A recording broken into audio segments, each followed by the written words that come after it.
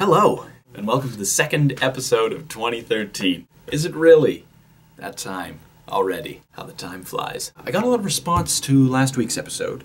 People were not happy with the fact that I didn't try the brownie. In truth, I did try the brownie. The brownie didn't make the final cut of the episode because the brownie was boring. The brownie that came with the Hungry Man. You know what? Not bad at all. See what I mean? So now that we can put the brownie behind us, we can move on to this week's episode. Earlier this week, I was having lunch.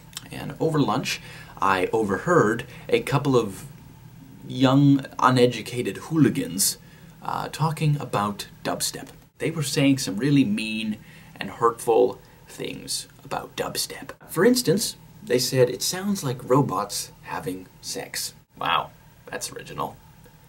But also wrong, because I've heard robots having sex, and it sounds nothing like this. In fact, it sounds a lot more like this.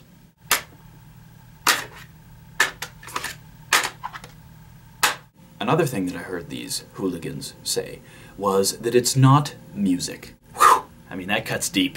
Well, it's a good thing that I have Dubstep's back.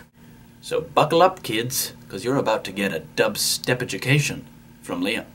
Now, I firmly believe that dubstep is an underappreciated art form that is most similar to the underappreciated literary art form of poetry. And I base that argument on several premises. When these two art forms gained their relevance, the public reaction was very similar.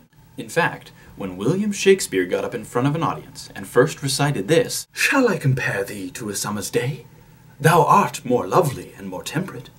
Rough winds do shake the darling buds of May, and summer's lease hath all too short a date." The audience reaction was almost identical to when Excision and Datsik dropped this beat. Yes, I got my Swagga back.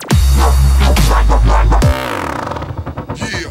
It's a well-known fact that the audience reaction at Shakespeare's event and at Excision and Datsik's event were identical. Almost everyone in attendance was like, "Ugh, make it stop!" Both poetry and dubstep are very abrasive art forms, and so the audience reaction at first was awful. But all good things take time, and so you need to give dubstep the same chance that people gave poetry. My next argument is that the phrasing of dubstep and poetry are very similar. On one hand, poetry uses verbs, adjectives, and punctuation. And on the other hand, dubstep uses what I like to call lows, highs, and wop wop wops. To prove this point further, I prepared a brief demonstration.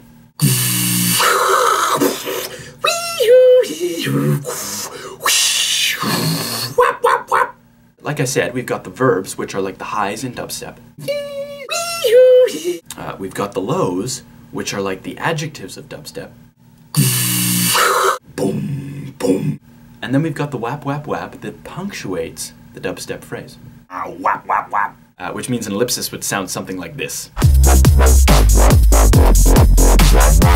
That's a little bit obnoxious. So if all of that wasn't enough to convince you that poetry and dubstep are very similar, take a look at the similarities of the appearances of the artists. So here on the left of the screen you see Edgar Allan Poe, and on the right of the screen we've got Skrillex. It's just, I mean, it's uncanny. In conclusion, dubstep, not unlike poetry, is an underappreciated art form.